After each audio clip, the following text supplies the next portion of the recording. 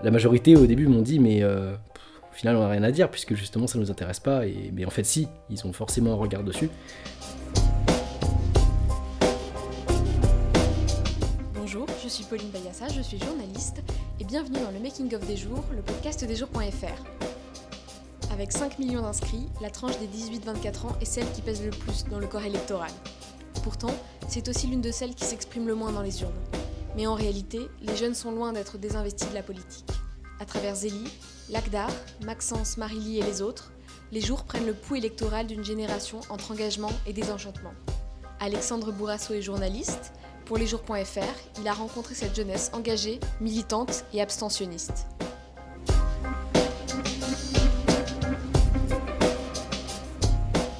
Bonjour Alexandre, est-ce que tu peux te présenter rapidement pour commencer ?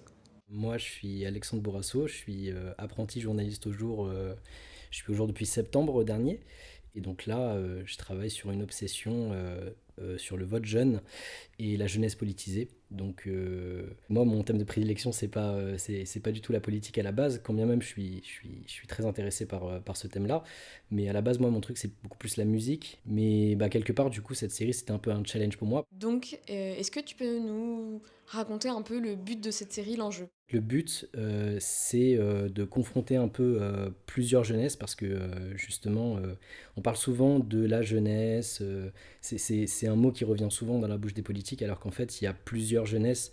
Il y a aussi bien des jeunesses riches, pauvres, euh, blanches, noires, enfin voilà, populaires. Il y a 1000 jeunesses différentes et quand bien même aussi, pas une seulement une jeunesse parisienne, il y a des jeunesses qui viennent partout dans la France et donc il n'y a pas les mêmes problématiques. Du coup, on a essayé de faire une série où on a rassemblé 9 jeunes qui sont très différents en termes de sensibilité politique et en termes d'engagement. Et on a aussi plein de jeunes qui ont des niveaux d'engagement différents. Donc là, j'ai parlé des jeunes qui sont engagés pour des partis, qui sont sympathisants, mais on a aussi des jeunes abstentionnistes. Donc voilà, qui sont désabusés ou alors convaincus que le système politique n'est pas adapté à notre société actuelle et donc qui se retrouvent en marge de ce système-là. Et on a aussi des personnes à côté qui s'engagent politiquement, mais pas au sein de partis. Bah voilà, on a dû faire des choix, justement, bah, par exemple, pas représenter tous les partis politiques, parce que voilà, on voulait pas se faire... Enfin voilà, on voulait pas faire une tribune pour chaque parti. Le tout, c'était de mettre des tendances. Après la série, elle est évolutive aussi. Ça veut dire qu'en fonction des débats et des enjeux qui vont être discutés pendant la campagne, peut-être que certains jeunes vont avoir un espace de parole qui va être un peu plus grand que d'autres à certains moments, et peut-être qu'il y a des jeunes aussi qui vont rentrer dans la série, certains peut-être qui vont même en sortir, on sait pas encore. On l'a dit, pour cette série, tu as interviewé 9 jeunes. Comment est-ce que tu les as choisis ? Comment est-ce que tu les as castés, entre guillemets ? Alors, il y a eu plein d'outils différents. Je pense que en majorité, j'en ai trouvé quand même pas mal sur Twitter, surtout ceux qui sont politiquement engagés. On va dire que ça, c'était la partie assez facile. Pas si facile que ça, parce que justement, il y en a plein quand même. Il y en a plein pour trouver, par exemple, voilà. Mon jeune républicain, bah, j'ai épluché tous les comptes des jeunes républicains sur Twitter. Mais voilà, pour les sympathisants, ceux qui sont pour le moins militants pour des partis, Twitter est assez pratique de ce point de vue-là. Alors après, pour trouver ceux qui étaient politiquement engagés mais qui n'ont pas forcément une étiquette politique, j'ai été plus à des rassemblements. Donc par exemple, voilà, j'ai trouvé Makeda qui est d'Extinction Rebellion. J'ai été à un rassemblement qu'il y avait devant l'hôtel de ville pendant la COP26. Et voilà, je l'ai trouvé avec son drapeau d'Extinction Rebellion. Voilà, c'était très drôle, je suis allé lui parler et elle était assez vite emballée par le projet.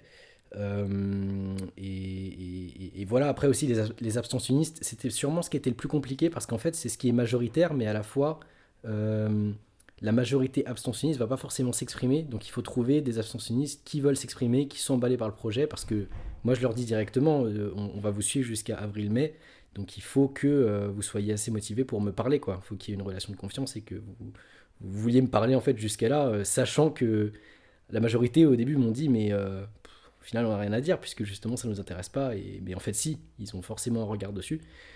tout le temps.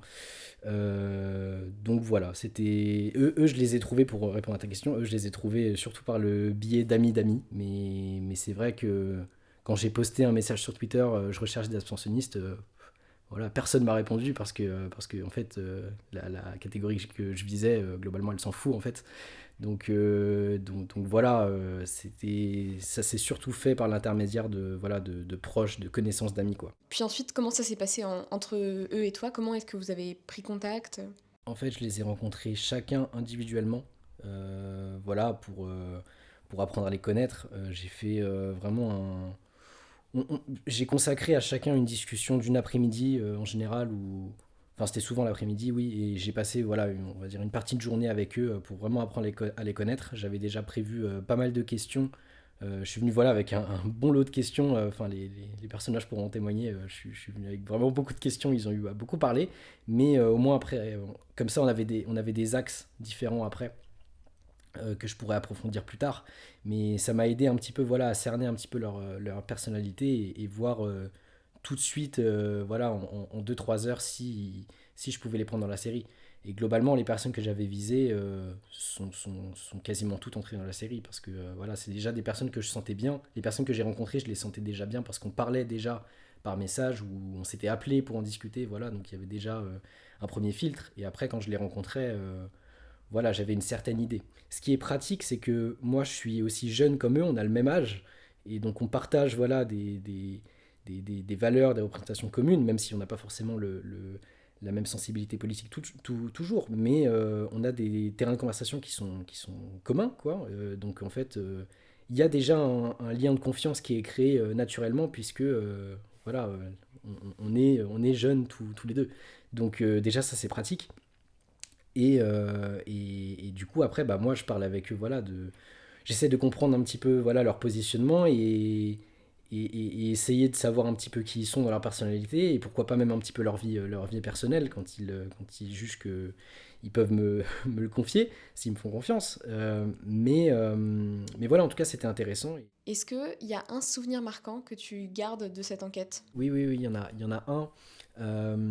Bah en fait, je pense que c'est ma première rencontre avec Lagdar et Caïs. Parce que ce que j'ai pas précisé, c'est que c'est deux militants, deux sympathisants, pardon, de la France Insoumise, surtout depuis 2017. Et en fait, c'est assez drôle parce que je les ai rencontrés pendant la primaire des écolos. Donc en fait, moi au début j'étais voilà, dans le local de Sandrine Rousseau. Et après, bah, forcément, après la défaite de Sandrine Rousseau, on a migré vers la péniche de Yannick Jadot, où il a fêté sa victoire.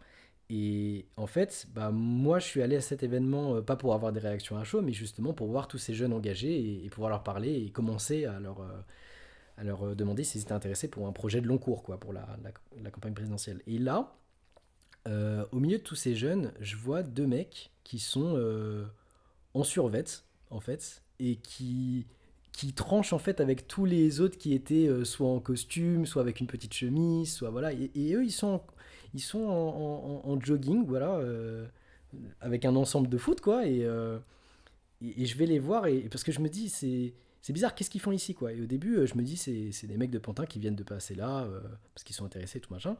Ce qui était le cas, en fait, mais finalement, j'arrive et en fait, je découvre qu'ils sont politiquement super engagés, qu'ils sont super concernés. C'était pas juste bah, qu'est-ce qui se passe ici, oui, nous on est venu voilà, voir la victoire de Yannick Jadot parce que voilà, on voulait voir ça de près et on a suivi la campagne et machin. Et voilà, ils se sentaient super concernés. Je leur ai parlé du projet dès que je les ai vus et ils étaient super emballés directement, quoi. Super emballés, ils m'ont dit mais il n'y a pas de souci, quoi. Et ils avaient une très belle manière de parler. Enfin, ils étaient très enjoués en fait. Ils étaient très enjoués et c'est les premiers que j'ai vraiment, on va dire, rencontrés, mais qui m'ont plu direct, quoi. Et dès le début, moi, je voulais avoir un petit peu de conversation avec eux, mais je savais au fond, je savais que j'allais les prendre. C'était la rencontre un petit peu que j'attendais pas et qui était finalement super enrichissante. Et voilà, c'est assez cocasse, quoi, parce que je m'attendais pas du tout à rencontrer ces deux mecs-là le jour où je suis parti à la première écolo. 20 ans ferme disponible sur lesjours.fr. Vous pouvez aussi nous retrouver sur Instagram, Facebook et Twitter @lesjours.fr. ou nous écrire à contact@lesjours.fr. On se retrouve très vite pour un nouvel épisode.